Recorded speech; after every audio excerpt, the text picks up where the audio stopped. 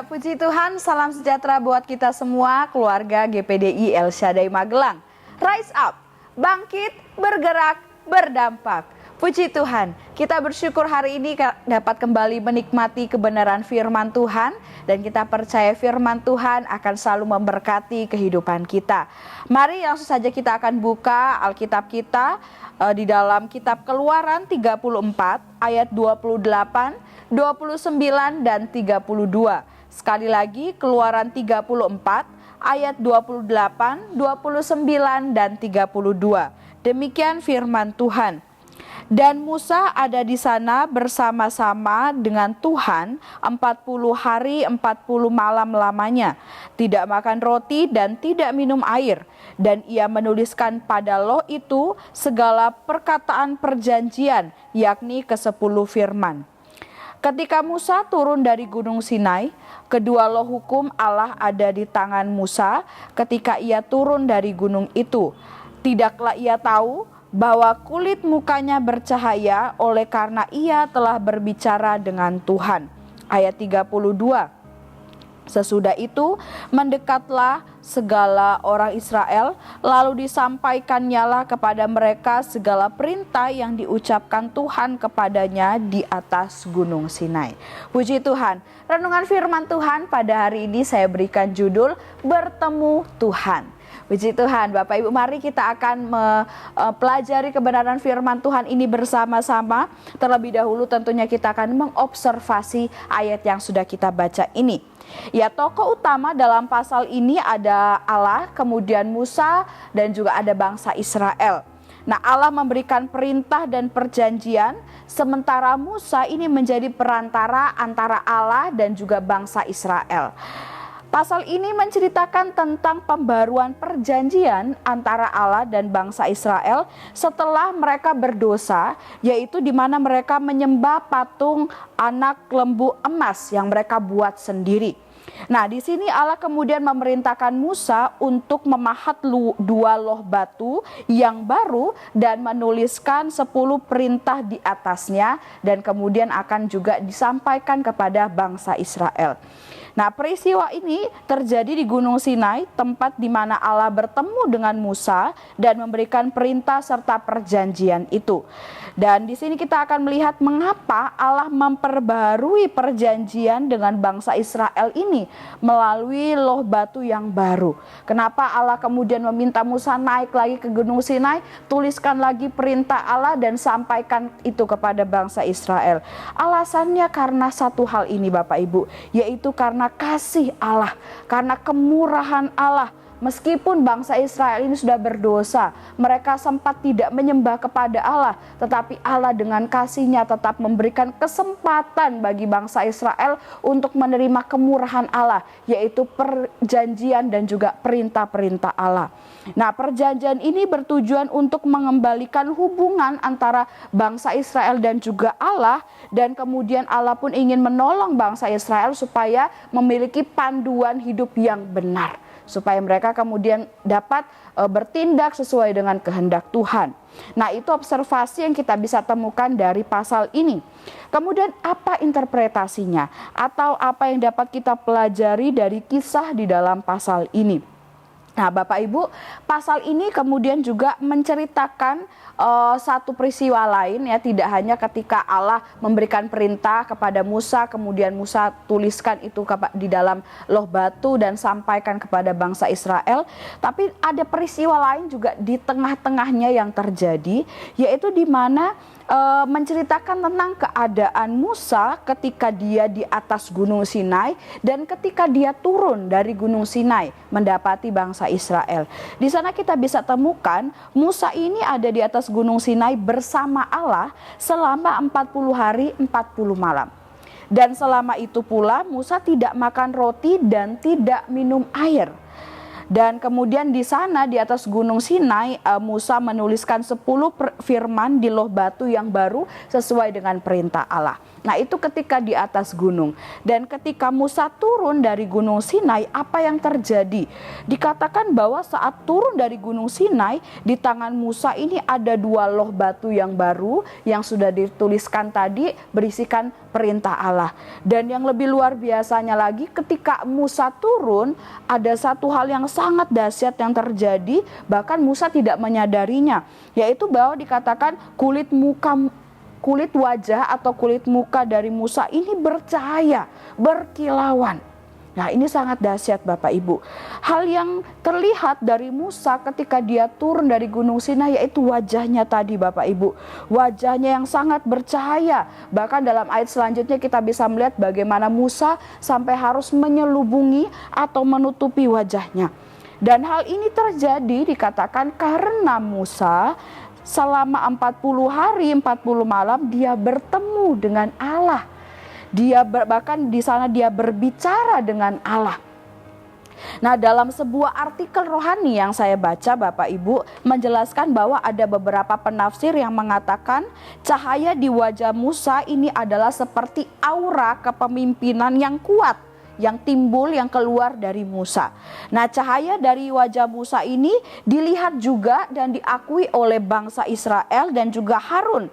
Ya, kemudian mereka melihat itu sebagai kemuliaan yang berasal dari Allah itu sendiri. Nah, Bapak Ibu, dari hal ini kita dapat mengetahui bahwa pertemuan Musa dengan Tuhan di atas Gunung Sinai itu memberikan dampak yang sangat luar biasa bagi Musa. Tidak hanya secara fisik atau sesuatu yang dapat dilihat di luar saja, tetapi yang lebih luar biasanya lagi ada hal di dalam diri Musa yang kemudian itu satu hal yang sangat dahsyat akibat dari pertemuan Musa dengan Allah, yaitu di mana Musa sekarang dia mampu untuk berkata-kata. Musa dapat menyampaikan, menjelaskan dengan mulutnya sendiri segala perintah Allah tanpa lagi bantuan dari juru bicara sebelumnya yaitu Harun. Ya. Di sini Musa ketika dia masuk ke kemah pertemuan Allah, kemudian dia bisa berbicara dengan Allah. Lalu selanjutnya ketika dia keluar, dia sampaikan lagi apa yang menjadi pembicaraannya dengan Allah. Sama seperti apa yang disampaikan Allah di atas Gunung Sinai, itu pun yang juga disampaikan Musa kepada bangsa Israel. Ya, kita tahu bersama Bapak Ibu bahwa dulu Harun adalah juru bicara dari Musa dan juga bagi bangsa Israel. Namun sekarang Musa sendirilah yang menyampaikan, yang menjelaskan langsung firman Tuhan itu kepada bangsa Israel. Kini Musa adalah perantara antara Allah dengan umatnya, sekaligus penyampai firman Tuhan bagi umat-umatnya. Nah, ini adalah dampak yang sangat luar biasa bagi kehidupan Musa, pribadi Musa Bapak Ibu. Dulunya Musa sempat menolak panggilan Tuhan untuk memimpin bangsa Israel dengan alasan dia ini tidak pandai bicara, dia ini berat lidah atau berat mulut. Ya, Musa pernah sampaikan itu kepada Allah. Namun sejak Musa bertemu dan berbicara dengan Allah, pertemuan itu mengubahkan kehidupan Musa, ya, memperbarui hidupnya dengan luar biasa. Yang dulunya menjadi kekurangan Musa, yang dulunya tidak bisa dilakukan oleh Musa, namun sekarang Musa bisa melakukannya. Bahkan Tuhan memakai Musa dengan luar biasa, yaitu bagaimana Musa dapat berkata-kata menyampaikan firman Tuhan kepada bangsa Israel. Nah, apa yang dialami oleh Musa ini juga bisa terjadi dalam kehidupan kita Bapak Ibu yang diberkati Tuhan. Ketika kita bertemu dengan Tuhan, kita mengalami perjumpaan yang dahsyat dengan Tuhan, yang intim, yang dekat dengan Tuhan.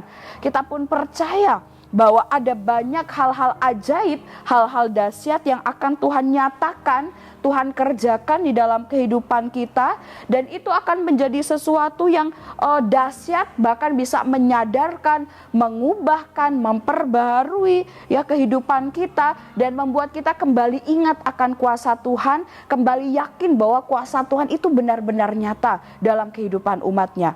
Misalkan kita mendapatkan penglihatan akan sesuatu hal, mungkin hal yang akan datang, atau sesuatu hal yang sedang kita gumuli, atau sesuatu yang Tuhan Tuhan ingin beritahu kepada kita, dan memang itu berkaitan dengan kita. Ya, bisa kemudian juga jawaban atas doa-doa kita Tuhan tunjukkan bagi kita semua, atau juga perubahan hidup sama seperti Musa tadi. Ada yang dia tidak bisa lakukan, kemudian ketika dia bertemu Tuhan dia bisa lakukan. Mungkin kita juga mengalami hal yang sama.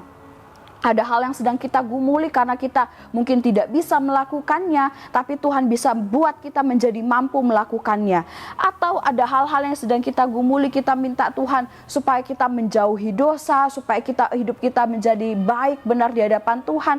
Tuhan bisa juga nyatakan dalam kehidupan kita saat kita bertemu dengan Tuhan.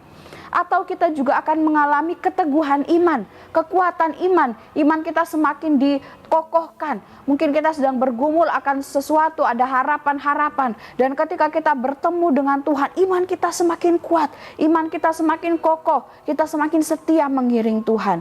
Nah, hal-hal ini bahkan masih banyak hal-hal yang lainnya dapat Tuhan kerjakan dalam kehidupan kita, dapat kita nikmati saat kita bertemu dengan Tuhan. Mengalami perjumpaan dengan Tuhan sama seperti Musa. Mungkin kita tidak perlu harus naik ke Gunung Sinai untuk bisa berjumpa dengan Tuhan. Namun mungkin di rumah kita, di gereja, atau dimanapun kita bisa mengalami perjumpaan dengan Tuhan. Nah, aplikasinya Bapak Ibu, apa yang kita lakukan untuk kita bisa dapat bertemu dengan Tuhan? Bagaimana caranya kita bisa mengalami perjumpaan dengan Tuhan? Tentunya Bapak Ibu, yang pertama kita berdoa disertai dengan pujian dan penyembahan. Kita tahu bersama berdoa adalah cara kita berbicara, berkomunikasi dengan Tuhan.